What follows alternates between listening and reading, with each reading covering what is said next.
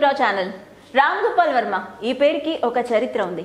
ఒకప్పుడు రామ్ గోపాల్ వర్మ నుండి సినిమా వస్తుందంటే ఎంతో ఆసక్తిగా ఎదురు చూసేవారు. రామ్ గోపాల్ వర్మ నాగార్జునతో తీసిన శివ సినిమా ఇప్పటికీ టాలీవుడ్ లో ఒక ట్రెండ్ సెట్టర్ అని చెప్పొచ్చు. తనదైన మేకింగ్ స్టైల్తో వర్మ ఇండస్ట్రీకి ఎన్నో బ్లాక్ బస్టర్స్ ని అందించాడు.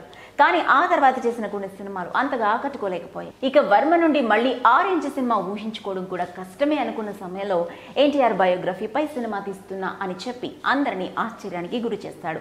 అది కూడా ఎన్టీఆర్ జీవితంలోకి అతి కీలకమైన చివరి రోజుల నేపథ్యంలో సినిమా ఉంటుందని చెప్పి అప్పటి నుండే ఈ సినిమాపై అంచనాలని పెంచేశాడు.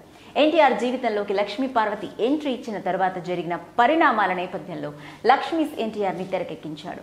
వెన్నుపోటు అనే పదాన్ని ఆయుధంగా చేసుకుని ఎన్టీఆర్ చేతుల్లో నుండి పార్టీని ఏ విధంగా లాక్కున్నారనే దాన్ని ఎవరికీ భయపడకుండా నిజాన్ని నిర్భయంగా చెప్పాడు వర్మ. ఇప్పటికీ రిలీజ్ అయిన ఈ సినిమాపై అశేషమైన ప్రేక్షకాదరణ పొందుతూ భారీ కలెక్షన్స్ తో బాక్స్ ఆఫీస్ ని షేక్ చేస్తుంది. రామ్ గోపాల్ వర్మ గత 10 ఏళ్లుగా వివిధ విమర్శలను ఎదుర్కొంటున్నారు. అంతేకాదు కొంతకాలంగా పేలవమైన సినిమాలు తీస్తూ జనాల మీద కుదురుతున్న విషయమూ తెలిసిందే.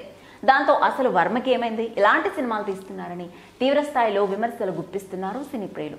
అయితే చాలా కాలం తర్వాత లక్ష్మీస్ ఎన్టీఆర్ శివ సినిమా తీసిన రామ్ గోపాల్ వర్మని గుర్తు చేసిందంటున్నారు సినీ విమర్శకులు.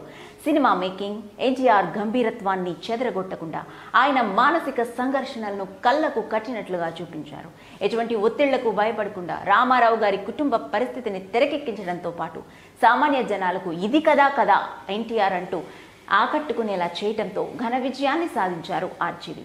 ఎన్టీఆర్ మీద చెప్పులు విసిరిన సమయంలో ఎన్టీఆర్ గారు చెప్పే డైలాగ్స్ చంపేశారా, చెప్పులు విసిరి నేను కన్నవాళ్ళు, నేను తయారు చేసిన వాళ్లే నన్ను చంపేశారా అన్నప్పుడు గుండెలు బరువెక్కి కళ్ళ వెంట నీరు మనకు తెలియకుండానే బయటకు వచ్చేలా చేస్తాడు వర్మ.